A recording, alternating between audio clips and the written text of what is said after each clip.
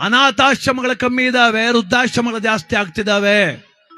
ವೃದ್ಧಾಶ್ರಮಗಳು ಜಾಸ್ತಿ ಆಗ್ತಿದಾವೆ, ಅನಾಥಾಶ್ರಮ ಕಮ್ಮಿ. ಈಗ ಬೆಂಗಳೂರು ಮೈಸೂರಲ್ಲಿ ಮಾತ್ರ ವೃದ್ಧಾಶ್ರಮ ಕೇಳ್ದೋ, ಈಗ ಜಿಲ್ಲಾ ಕೇಂದ್ರದಲ್ಲಿ ವೃದ್ಧಾಶ್ರಮ ಬಂತು, ತಾಲೂಕಲ್ಲಿ ವೃದ್ಧಾಶ್ರಮ ಬಂತು, ಬಸರಾಳಗೂ ಬಂತು, ಇನ್ನೊಂದು 5 ವರ್ಷ ಮುದ್ದನಘಟ್ಟಗೂ ಬರ್ತದೆ. ಹೇಳಿದ್ರೆ ಎಲೆಕ್ಷನ್ ಅವರು ಒಬ್ರು ಶಿಕ್ಷಣ ಫ್ರೀ ಮಾಡ್ತೀವಿ ಅಂದ್ರು, ಒಬ್ರು ಬಸ್ ಫ್ರೀ ಮಾಡ್ತೀವಿ ಅಂದ್ರು, ಅಕೌಂಟ್ ದುಡ್ಡು ಹಾಕ್ತೀವಿ ಅಂದ್ರು, ಒಬ್ರು ವರ್ಷಕ್ಕೆ 10,000 ಹಾಕ್ತೀವಿ ಅಂದ್ರು. ಪ್ರಣಾಳಿಕೆ ಅಂತ ಮಾಡಿಸ್ತಾರೆ, ಎಲ್ಲಾ ಪಕ್ಷದವರು ಮಾಡಿಸ್ತಾರೆ. ಇನ್ನು ನೆಕ್ಸ್ಟ್ ವರ್ಷಕ್ಕೆ ನೋಡಿ ಇನ್ನೊಂದು ಲೈನ್ ಹಾಕಿಸ್ತಾರೆ, ಒಂದು ಪಂಚಾಯತಿಗೆ ಒಂದು ವೃದ್ಧಾಶ್ರಮವನ್ನು ಕಟ್ಟಿಸಿಕೊಡುತ್ತೇವೆ, ನೀವು ನಮ್ಗೆ ಓಟ್ ಹಾಕ್ಬಿಡಿ, ನಿಮ್ಮ ಒಟ್ಟಿಲಿ ವಯಸ್ಸಾದವ್ರು ಇದ್ರೆ ಇಟ್ಟಿಕತ್ತೀವಿ ಅಂತಾರ. ಈ ಸೊಸೈಟಿರೆಲ್ಲ ಅವ್ರಿಗೆ ಹಾಕ್ತಿರಿ ಗ್ಯಾರಂಟಿ, ನೀವು ಕರ್ಕೊಂಡೋಗಿ ಮಾತ್ಲಿ ಇವ್ರಿಬ್ರು ಅಂತ. ಕಾಲ ಹಂಗಾಗದೆ, ಜನರ ಅಗತ್ಯ ಮಿತಿ ಮೀರದೀಗ. ಮನ್ಸು ತುಂಬಾ ಕೆಟ್ಟದೆ. ಕೋಟ್ಯಾಂತರ ರೂಪಾಯಿ ಮನೆ ಕಟ್ಟವ್ರೆ, ಮನೆ ಮುಂದೆ ನಾಯಿ ಕಟ್ಟಾಕೋಕೆ ಅಂತ 3 ಲಕ್ಷ ಖರ್ಚು ಮಾಡಿ ಗೂಡು ಕಟ್ಸವನೆ, ಅವನ್ ಕರ್ಕೋಗಿ ವೃದ್ಧಾಶ್ರಮಕ್ಕೆ ಬಿಟ್ಟವನೆ. ನಾಯಿ ಗೂಡು ಕಟ್ಟಕ್ಕೆ 3 ಲಕ್ಷ ದುಡ್ಡದೆ, ಅವನ್ ನೋಡ್ಕೊಳ್ಳೋ ಯೋಗ್ಯತೆ ಇಲ್ಲ ಪುಣ್ಯಾತ್ಮರಿಗೆ. ಆಲೋಚಿಸ್ಬೇಕ್ರಿ, ವಿವೇಚಿಸ್ಬೇಕು. ನಾವು ದೇವ್ರ ಪೂಜೆ ಮಾಡಬೇಕು, ಧರ್ಮ ಉಳಿಬೇಕು, ಸಂಸ್ಕೃತಿ ಬೆಳಿಬೇಕು, ಸತ್ಯ. ಅದ್ರೊಟ್ಟಿಗೆ ನನ್ನ ಎತ್ತವರ ಕಣ್ಣೀರ ಒರೆಸುವ ಕೆಲಸನೂ ಆಗ್ಬೇಕಲ್ಲ. ನೋಡಿ, ಒಂದು ಮಗು ಅನಾಥ ಆದ್ರೆ ಸಾಕು, ಯಾರು ಅವರೇ ಚಿಕ್ಕವ ಸಾಕ್ತಾಳೆ, ದೊಡ್ಡವ ಸಾಕ್ತಾಳೆ, ಸೋದರತೆ ಸಾಕ್ತಾಳೆ. 80 ವರ್ಷದವ್ರು ಅನಾಥರಾಗ್ಬಿಟ್ರಿ, ಯಾರಪ್ಪ ಸಾಕರು? ಯಾರು ಸಾಕರು? ವಿವೇಕವಂತರಾಗ್ಬೇಕು ನಾವು. ಅದಕ್ಕೆ ಎಲ್ರಿಗೂ ಹೇಳ್ತಿದ್ರು, ಯಾರೋ ಸ್ಕೂಲ್ ಮೇಟ್ರು ಪಾಠ ಮಾಡುವಾಗ ನಮಗೆಲ್ಲ ಹೇಳೋರು, ತಾಯಿ ತಂದೆ ದೇವರು, ಅವ್ರು ಚೆನ್ನಾಗಿ ನೋಡ್ಕೋಬೇಕು ಅನ್ನೋರು. ಆಹಾ, ನಮ್ಮ ಮೇಷ್ಟ್ರಿಗೆ ತಾಯಿ ಬಗ್ಗೆ ಎಷ್ಟು ಪ್ರೀತಿ ಅನ್ಕೊಂಡೆ ನಾನು. ಮೇಷ್ಟ್ರು ಪಾಠ ನಾನು ಕೇಳ್ತೀನಿ, ಮೇಷ್ಟ್ರು ಹೆಡ್ತಿ ಕೇಳ ಪಾಠವ. ಅವ್ರವ್ನ ಕರ್ಕೋಗಿ ವೃದ್ಧಾಶ್ರಮ ಬಿಟ್ಟವನ ಆ ಪುಣ್ಯ ಅಂತ. ನಿನಗೆ ಇಟ್ಟಿಲ್ಲ ಸಂದಿಗೆ ಅಂದವಳೆ ಬಿಟ್ಟು ಇನ್ನೇ ಮಾಡ. ನಾನು ಸ್ಕೂಲ್ ಹುಡುಗ ಕೇಳ್ತಿದ್ದೆ ಮೇಷ್ಟ್ರು ಪಾಠ, ಹೆಂಡ್ತಿ ಕೇಳಾರ. ವೃದ್ಧಾಶ್ರಮ ಬಿಟ್ಟವ್ರೆ ತಾಯಿನ. ಸುಮ್ಮನಿದ್ರೆ ಆಗೋದು, ನೋಡಕ್ ಬೇರೆ ಹೊಂಟಗೋರು ಮೇಷ್ಟ್ರು. ಏನಂತ ಕೇಳೋದು ವೃದ್ಧಾಶ್ರಮದಲ್ಲಿ ತಾಯಿನ? ಕುಂತವ್ರೆ ಇವ್ರ 10 ನಿಮಿಷ, ಆಯಮ್ಮ ಪಕ್ಕದಲ್ಲಿ ಕೂತವ್ರೆ, ಇವ್ರ ಬಾಯಿಲು ಮಾತಿಲ್ಲ, ಆಯಮ್ಮನು ಮಾತಿಲ್ಲ. ಕೊನೆಗೆ ಮೇಷ್ಟ್ರು ಧೈರ್ಯ ಮಾಡಿ, ಅವ್ವಾ ಚೆನ್ನಾಗಿದ್ದೀಯಾ ಅಂದವ್ರೆ. ಅವಮ್ಮ ಮೇಷ್ಟ್ರು ಅವ್ವ ಅಲ್ವಾ, ಬಹಳ ಬುದ್ಧಿವಂತ ಅವಳು. ಚೆನ್ನಾಗಿ ಉನ್ಕರ ಮಗ, ಮನೆಗಿಂತ ಇಲ್ಲೇ ಪರವಾಗಿಲ್ಲ, ನಿನ್ನ ಹೆಡ್ತಿಗಿಂತ ಇವ್ರೇ ವಾಸೆ, ಸುಮಾರಾಗಿ ನೋಡ್ಕೊತಾರೆ ಅಂದ್ಲ ಅವಳು. ನಮ್ ಕಡೆ ಇದನ್ನ ಜೋಡ್ನೆ ಇಟ್ಟು ಅಂತಾರೆ, ಸಾಲ್ ಸುತ್ಕ ಹೊಡಿದು ಅಂತ.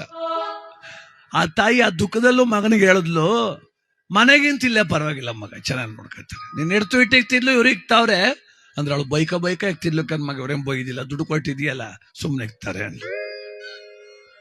ಹೋಲಿ ಬಿಡವ, ಏನೋ ನನ್ನ ಟೈಮ್ ಸರಿ ಇಲ್ಲ ಅಂದ್ರು ಮೇಷ್ಟ್ರು. ಅದಕ್ಕೆ ತಾಯಿ ಅಂದ್ಲು, ನಿನ್ ಟೈಮ್ ಚೆನ್ನಾಗದೆ ಕಣಪ್ಪ, ನಿನ್ ಟೈಮ್ ಚೆನ್ನಾಗದೆ. ಮನೆಗೆ ಬತ್ತಿದಂಗೆ ಬಂದಾನು ಕೆಡ್ತಿ ಅವಳೆ, ನೀರು ಕೊಡೋಕ್ ಮಗಳವಳೆ, ಬ್ಯಾಗೇಜ್ಕೋಕ್ ಮಗ ಅವನೇ. ನಿಂಗೆ ಅಷ್ಟೇನು ಅಂತ ಕೇಳೋಕ್ ನಿನ್ ಬಾಮೈಕ್ಲ 5 ಜನ ಅವ್ರ ಕಣಪ್ಪ. ನನ್ ಟೈಮ್ ಹೇಳು, ನನ್ ಟೈಮ್. ನಾನು ನನ್ನ ಗಂಡಿಬ್ಬರುವೆ 20 ಎಕರೆ ಹೊಲ ವ್ಯವಸಾಯ ಮಾಡಿಸ್ತಿದ್ದೋ. ಕೆಲ್ಸಕ್ಕೆ ಬಂದವರ ಮಕ್ಳು ನೋಡ್ದಂಗೆ ನೋಡ್ಕೊತಿದ್ದೆ, ಮಕ್ಳು ಕಣ್ಣಂಗೆ ಕಾಣ್ತಿದ್ದೆ ನಾನು. 20 ಜನಕ್ಕೆ 30 ಜನಕ್ಕೆ ಒಬ್ಬಳೇ ಅಡುಗೆ ಮಾಡಿ ಬಡಿಸ್ತಾ ಇದ್ದೆ.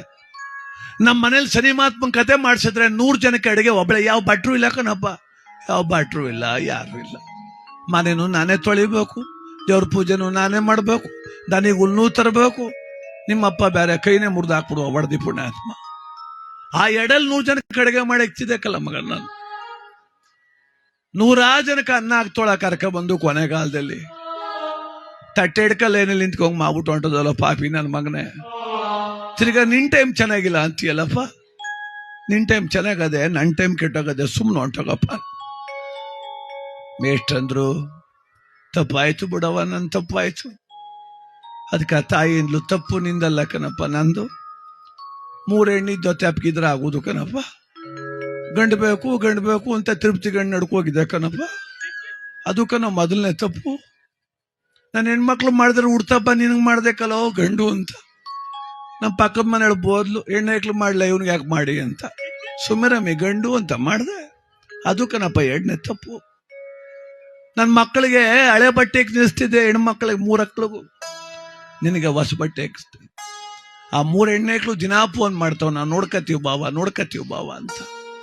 ಅವ್ರೇನೋ ನನ್ನ ಕರ್ಕೋಯ್ತಾರೆ, ನಾನು ಹೋಗ್ಬಿಟ್ರೆ ಅಳಿಯಂದ್ರ ಮನ್ಸು ನಿನ್ನಂಗೆ ಅಲ್ವಪ್ಪ ನನ್ನ ಅಳಿನೂವೆ.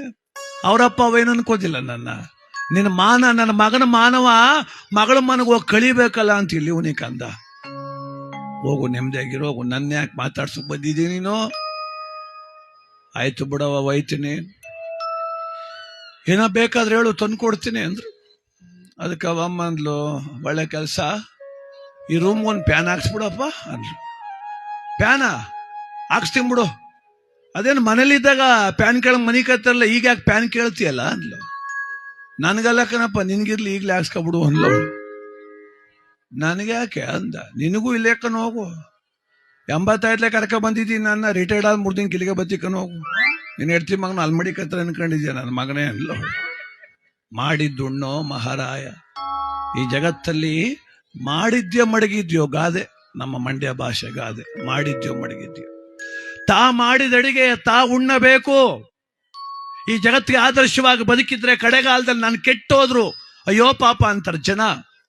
ನಾನು ಅಹಂಕಾರದಲ್ಲಿ ಮೆರೆದು ಎತ್ತೋರು ದೂರ ಮಾಡಿ ದೈವ ಧಿಕ್ಕರಿಸಿ ಪ್ರಪಂಚಕ್ಕೆ ವಿರುದ್ಧವಾಗಿ ನಡೆದ್ರೆ ಆಗ್ಲಿ ನನ್ನ ಮಗನಿಗೆ ಅಂತಾರೆ. ಆಯ್ಕೆ ನಮ್ಮದು ಬಂಧುಗಳೇ, ಆಯ್ಕೆ ನಮ್ಮದು. ಆಯ್ಕೆ ಅಂತ ಬದುಕೋಣ, ಜೀವನ ಚೆನ್ನಾಗಿ ಇಟ್ಕೊಳ್ಳೋಣ. ಇವತ್ತು